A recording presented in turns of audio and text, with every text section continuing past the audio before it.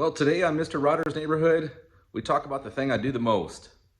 And most people would like to assume that it's putting stuff together, but it's in reality cleaning parts up. In most of these things I don't take to the machine shop, especially if it doesn't need to be overboard or the crank doesn't need to be turned. So you got to have some kind of way of cleaning things up. And I've come up with a pretty good solution to cleaning some parts, but I'll pretty much not hint at it any longer and go ahead and get to work, but I'll show you how I do things, and it's entirely up to you how you do it. But we're going to clean up a set of 8-to-1 455 pistons today, and hopefully they come out looking brand new. So stay tuned. So first thing I normally do is you take all your rings and your bearings out of your piston and rod assembly, and you'll have to clean the ring groove. And for those of you that are not familiar with this, they make a ring groove cleaner. That I have actually a couple of them, but I found the easiest way to do it is an old ring. Just take an old ring and you break it in half. Once you broke it in half, it should look about like this. And then you use it to clean the groove. So take your piston,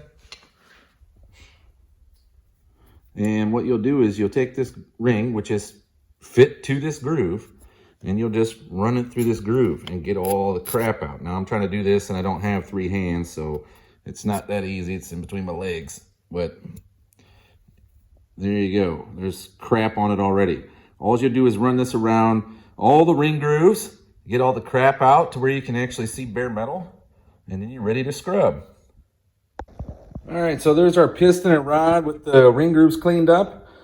This is just a tub, and I know it looks like milky chocolate milk crap, but it's actually kerosene. I use kerosene as the first thing to clean with. It does a pretty dang good job of knocking off the big boogers and all the carbon buildup and whatever have you. So the rod cap and rod nuts are still down in there. And then once I scrub it up here, and then I take it and put it in this tub of stuff. Okay, so this is hot water and what would be called a purple industrial purple cleaner from Zep. I just buy it at Lowe's. It says to mix it like 70-30 ratio, and I mix it probably closer to like 60-40 or 50-50. But really hot water, and this stuff will do a number on whatever's left on that piston and rod when I get it scrubbed up in the kerosene and knock the big chunks off. Now, here's a disclaimer, okay? This stuff has a very strong base, and it will annihilate your aluminum, okay, if you leave it in there for an extended period of time. So what I normally do is I put it in there, and then I clean the next piston and rod. By the time I get the next piston and rod cleaned up, it's ready to take this one out, because you don't want it to be in there long. It will eat the aluminum and break it down. You'll see that when you put it in there, it'll start to bubble a little bit as it's having a chemical reaction with the aluminum, but you got to have something that cleans stuff, and this does a really good job. But remember, aluminum parts, no bueno in this stuff. You want to leave it for a very short amount of time if you're going to use it. It won't really do anything. It won't harm it in just a few minutes. But if you leave it in there overnight, you will come back and have very little of a part left. So just be very careful. It's just like leaving your parts in carb cleaner. You'll come back and you'll notice that you don't have many carb parts left if you left it for weeks on end. So same kind of thing. So I'm going to scrub this first one up and throw it in the bucket, and then we'll see how she looks when I go to rinse it. Okay, so for cleaning your parts, you're definitely going to want gloves. I forgot to mention that before. Kerosene will take all the oil out of your hands and split them open, just like if you had chapped lips. I use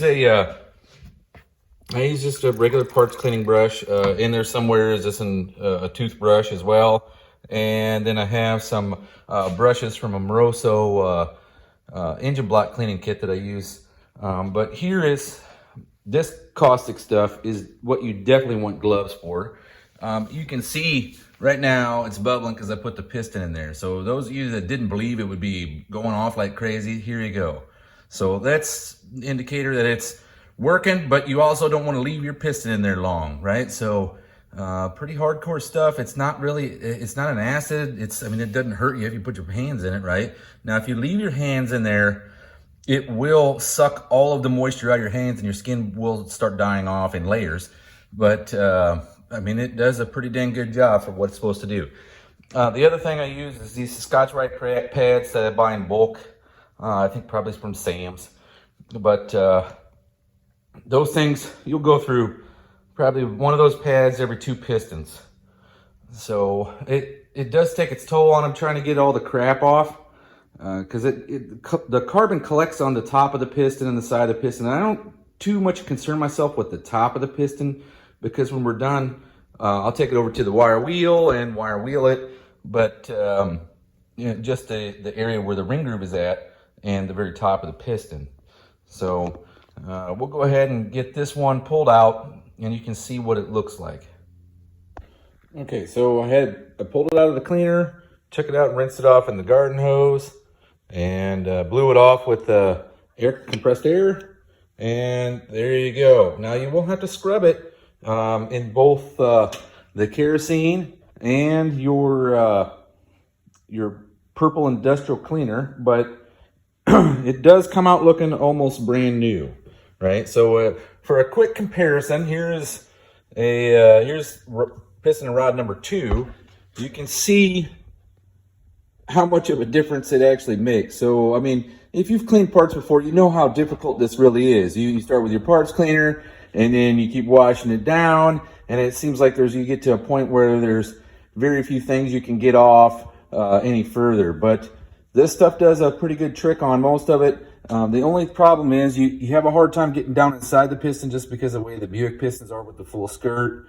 It makes it kind of hard to get in there. I mean, it is, if we can get some light in there, I guess, it is significantly cleaner than this one, but I'd like to have it even cleaner, but I think it's going to work out just fine since it's not really a wear surface. But now you can see how I spend majority of my time. Muck, more muck. Until tomorrow, I'll see you later. Oh, hey, and don't forget, we're having an event called the No Name Nationals, Sykeston, Missouri, September 30th, October 1st. It's at Jeffers Motorsports Park. You can pre-register on nonamenationals.com. You can even buy pre-registered spectator tickets on there. You'll save yourself $5 on the spectator ticket. At the gate, it's going to be $20. Pre-registered is $15 a day. So make sure you head on over to nonamenationals.com and get yourself enrolled.